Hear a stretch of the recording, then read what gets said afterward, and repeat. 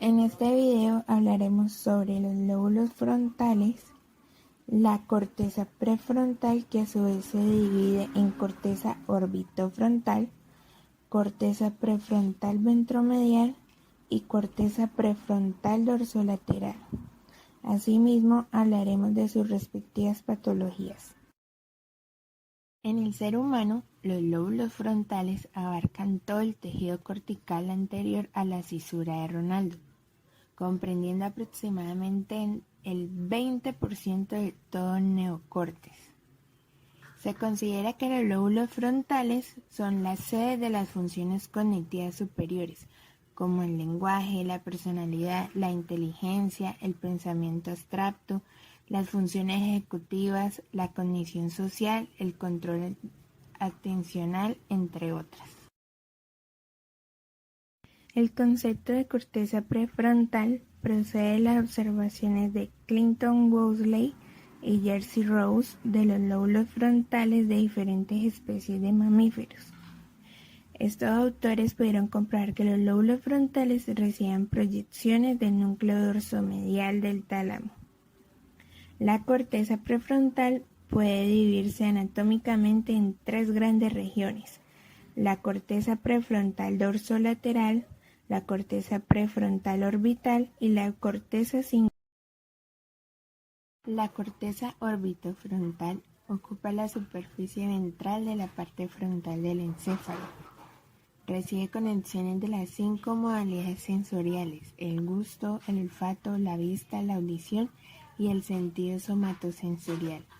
Además, recibe información sensorial visceral, ya que tiene la conectividad necesaria para recibir e integrar las señales sensoriales y viscerales relacionadas con una emoción. La corteza prefrontal ventromedial envía conexiones sobre diferentes regiones cerebrales, corticales y subcorticales. De las conexiones subcorticales podemos destacar el hipotálamo lateral y la amígdala, y de las conexiones corticales destacamos la formación hipocampal, la corteza temporal, la corteza cingulada y la corteza frontal.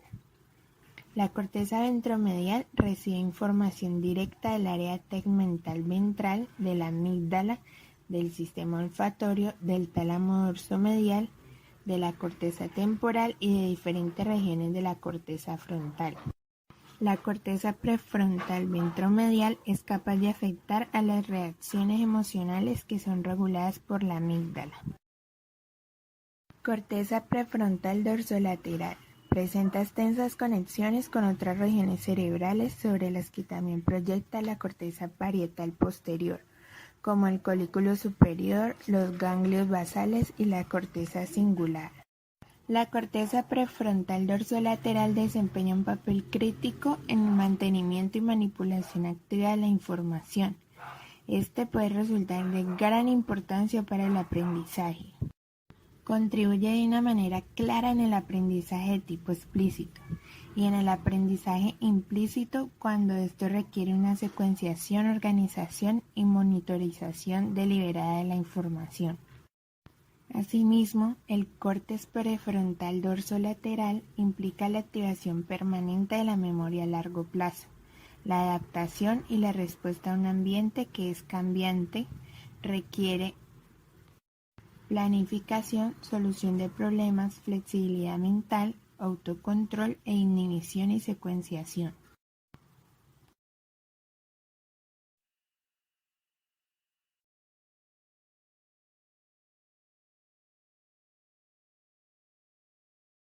Síndrome orbitofrontal.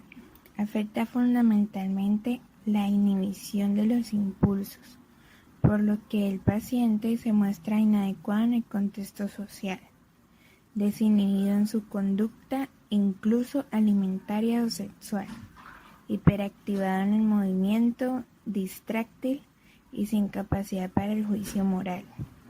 Los pacientes aparecen como impulsivos, sin la capacidad de tomar decisiones y con tendencia a la perseverancia.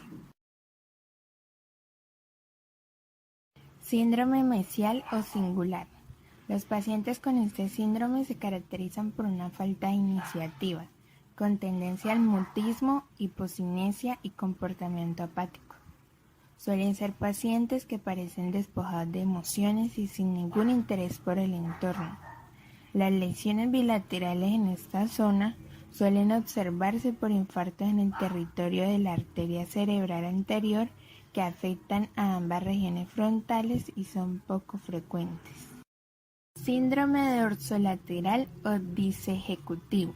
Consiste en la alteración propiamente de las funciones ejecutivas. Se caracterizan por una alteración de la capacidad de focalizar la atención y un trastorno en la capacidad para el razonamiento abstracto, la secuenciación u ordenación temporal de la información, la planificación, la fluidez verbal y la memoria de trabajo. Es frecuente que estos déficits puedan además acompañarse de apatía o depresión.